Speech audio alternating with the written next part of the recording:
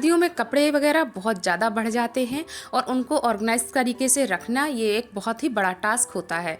ख़ास तौर से जैसे कि हमारे ये बड़े बड़े से कंबल होते हैं, इनको स्टोर करके रखना और जिससे कि घर फैला भी ना दिखे और ये अच्छे से रखे भी रहें। इसके लिए मैं आज एक बहुत ही अच्छी ट्रिक आपके साथ शेयर कर रही हूँ। देखिए, इस तरह से मैंने अपने डबल बेड के कंबल को डबल फोल्ड करने के बाद एक बार और फोल्ड कर लिया है। ऐसे 4 बार मैंने इसको चौकोर बना करके फोल्ड कर लिया है और अब मैं इसे एक एनवलप की तरह फोल्ड करूंगी। इस तरह से जैसा कि मैं वीडियो में दिखा रही हूँ वैसे ही देखते रहिए और ऐसे ही जब आप फोल्ड करके अपने कंबल को रखेंगे तो बहुत अच्छे से ये हमारा ऑर्गेनाइज तरीके से रखा रहेगा कंबल और देखने में भी बहुत बढ़िया लगेगा। तो ऐसे एनवलप की तरह मैंने इसे फोल्ड किया है और इस ट्रिक को मैं अपने घर में रोज़ ही यूज़ करती हूँ, तो सोचा आज आपके साथ भी शेयर करती हूँ। वैसे मैंने कंबल को रखने की एक और ट्रिक पहले के वीडियो में आपके साथ शेयर भी की है कि आप कंबल को कैसे रखें कि जिससे कि देखने में बुरा ना लगे और जब भी ज़रूरत हो तब आप उसे निकाल करके यूज़ कर लें। तो इस तरह से मैंने एनवलप की तरह इसको बना करके रखा है जो कि देखने में बहुत अच्छा लग रहा है और उठा करके रखने में भी बहुत बढ़िया है। देखिए, मैं लुढ़का करके भी आपको दिखा रही हूँ, ये बिल्कुल भी खुल नहीं रहा है। तो ये बहुत एक अच्छा तरीका है अपने कंबल को रखने का और जब ज़रूरत हो तो बस इसको निकाल करके यूज़ करिए, ओढ़िए। ठीक दूसरा हैक मेरा चूड़ियों को लेकर के है। मेरी ये कुछ पुरानी चूड़ियाँ हैं और एक टॉवेल मैंने यहाँ पर ली हुई है। जैसे हम मार्केट से कोई बाथरूम अपने किचन या बाथरूम के लिए टॉवेल लेकर के आते हैं, वो एक तो बहुत एक्सपेंसिव होती हैं और उनका सर्दियों में यूज़ जैसे करते हैं तो वो गीली होने के बाद सुखाने में बहुत दिक्कत होती है।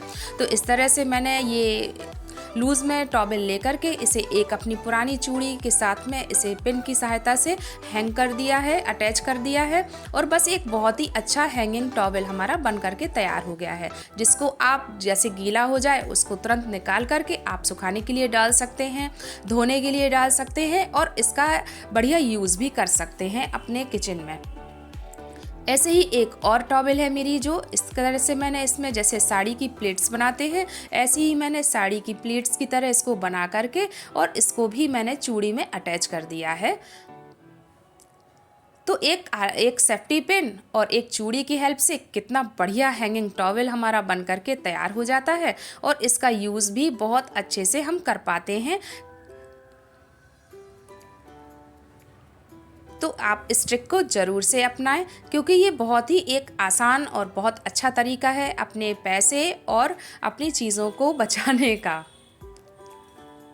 देखिए कितना बढ़िया ये हैंगिंग टॉवेल बन गया है और आप इसे अपने किचन में लगाइए और बस दोनों साइड से इसका यूज़ कर सकते हैं। एक साइड गीला हो जाए तो आप फटाक से पिन निकालिए और दूसरे साइड से इसको यूज़ कीजिए।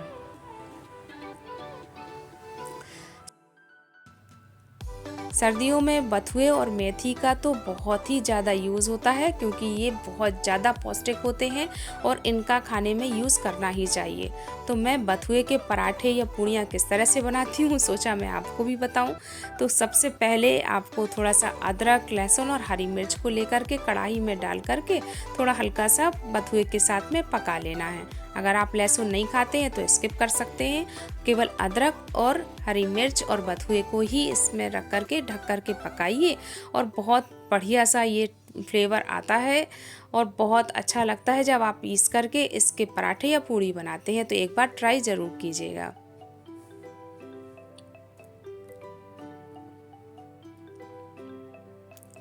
फ्रेंड्स, सर्दियों में तो जो आप फुल कपड़े पहनते हैं उनको लेकर के और अगर आप चूड़ियाँ पहनते हैं तो इस तरह से आटा वगैरह गूंथने में ये सब गंदे हो जाते हैं या हमारे कपड़े गीले ना हो। इसके लिए आपको क्या करना है, एक रबर बैंड लेना है मोटा सा और उसको अपने हाथ में इस तरह से चढ़ा लेना है और देखिए ऐसे मैंने इसको लगा लिया है तो ना तो मेरी चूड़ियाँ नीचे आ रही हैं और ना ही ये स्लीव्स नीचे आ रही हैं और बढ़िया अच्छे से मैं आटा गूंथ पा रही हूँ और मेरी चूड़ियाँ और आस्तीनें भी गंदी नहीं हो रही हैं।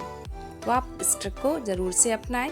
ऐसे ही जब सेब हम कहीं पर भी लेकर के जाते हैं तो इसको ऐसे खाने में बहुत दिक्कत होती है और अगर काट के ले जाते हैं तो ऑक्सीजन के संपर्क में आने से ये लाल होने लगता है और फिर खाने का मन नहीं करता। तो आपको क्या करना है, इस तरह से इसको हमको 4 कट कर लेना है इस तरह चाकू की हेल्प से और पूरा हटाना नहीं है इसको। इसी तरीके से इसमें हमको कट करके और लगा देना है एक रबर बैंड, जिससे कि ये सेफ बना रहे और खुले नहीं। खुलते ही ये जैसे ही हवा और ऑक्सीजन के संपर्क में आता है ये लाल होने लगता है। तो ऐसे रबर बैंड लगाने के बाद हमको इसे टिश्यू पेपर से लपेट देना है और अब इसको आप कहीं पर भी लेकर के जा सकते हैं। ये लाल नहीं होगा और खाने में भी बढ़िया लगता है। अगली ट्रिक मेरी रोटियों को लेकर के है। जब आप कैसरोल में या किसी भी बर्तन में रोटियों को रखते हैं और गर्म होने की वजह से उनमें जो भाप बनती है उससे रोटियां हमारी साइड साइड में गल जाती हैं। तो इससे बचने के लिए आपको सबसे पहले नीचे एक न्यूज़पेपर को बिछा देना है। न्यूज़पेपर के ऊपर हमको यूज़ करना है एक कॉटन का कपड़ा और फिर इसके बाद हमको अपनी रोटियां रखनी हैं, जिससे कि रोटियों में जो भाप बनेगी उसको सब सोख लेता है। नीचे जो न्यूज़पेपर बिछा होता है वो सब सोख लेता है और हमारी रोटियां गलती नहीं हैं और उनकी किनारियां खराब नहीं होती हैं।